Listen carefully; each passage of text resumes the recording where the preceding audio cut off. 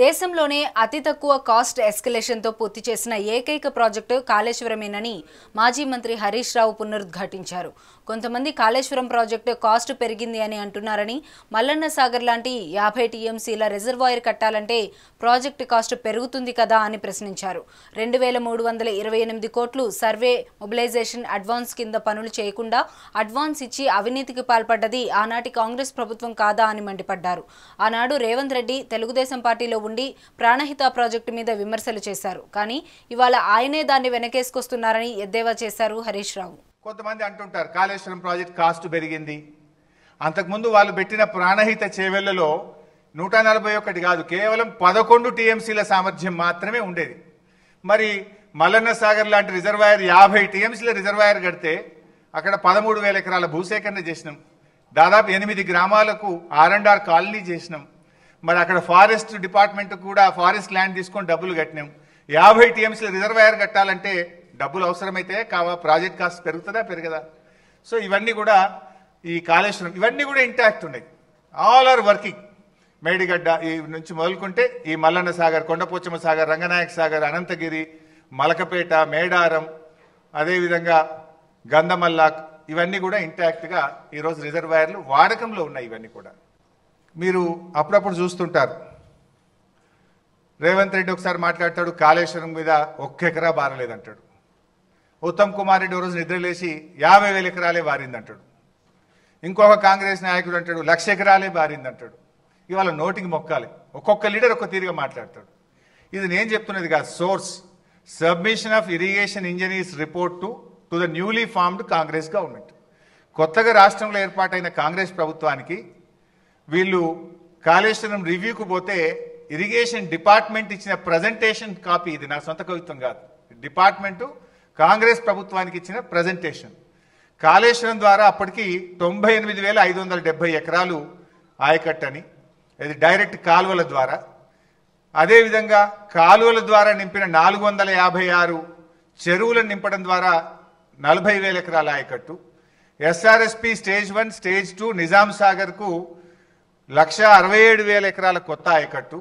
మొత్తం 3,04,766 ఎకరాల కొత్త ఆయకట్టుకి ఇచ్చాం.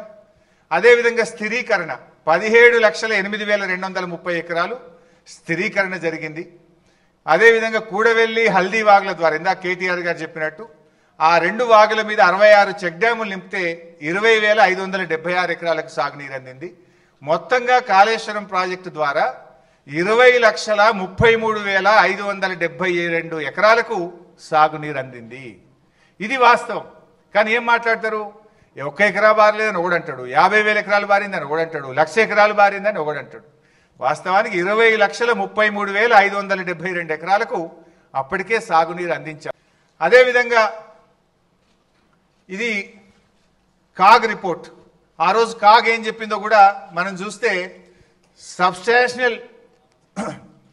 substantial funds given as mobilization advance were blocked with the contractors as recovery thereof could not be affected due to poor progress of works. This way especially so in respect of Pranahita Chevella and Dumugudam Nagarjuna Sagar tail ponds. అంటే CAG కూడా ఆ రోజు కాంగ్రెస్ ప్రభుత్వం యొక్క పనిని తప్పుపట్టింది.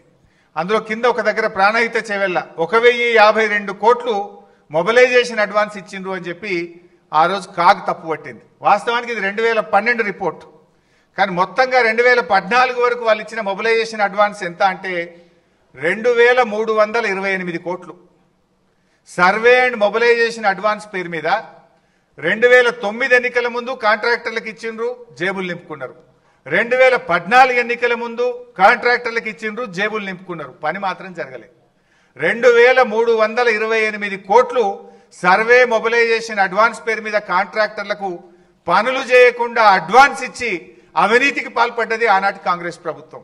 ఆనాటి కాంగ్రెస్ ప్రభుత్వంలో వీళ్ళే మంత్రులు శ్రీధర్ బాబు, ఉత్తమ్ కుమార్ రెడ్డి, కోమటిరెడ్డి వెంకటరెడ్డి. ఆనాడు రేవంత్ రెడ్డి తెలుగుదేశంలో ఉండి విమర్శలు చేసిండు. జలయజ్ఞం కాదు ధనయజ్ఞం అని మాట్లాడిండు. కానీ ఇవాళ ఆయన్నే దాన్ని వెనకేసుకొస్తున్నటువంటి పరిస్థితి ఉంది. అంటే వీళ్ళు ఏం చేస్తుండ్రు? కాళేశ్వరం ప్రాజెక్ట్ కాస్ట్ పెరిగింది, పెంచిండ్రు అని చెప్తున్నారు.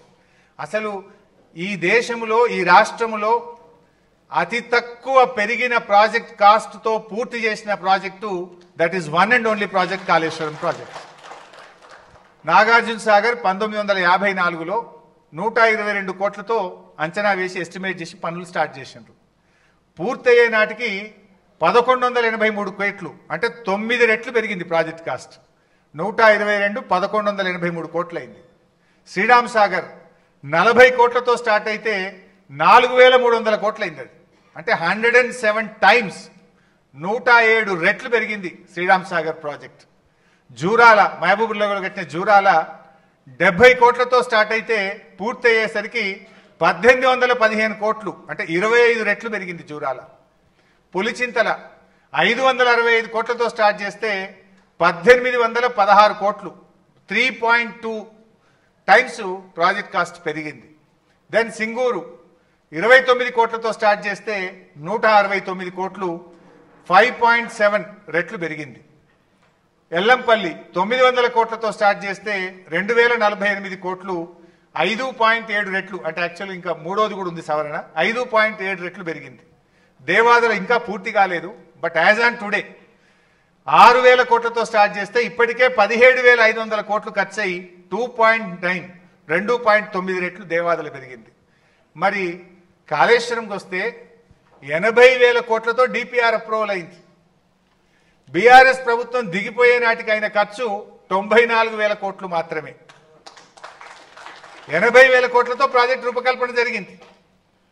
అది 30 టీఎంసీ కూడా కలిపితే 1,27,000 కోట్లు ప్రాజెక్ట్ కాస్ట్ మనం ఫైనల్ కాస్ట్ వచ్చింది.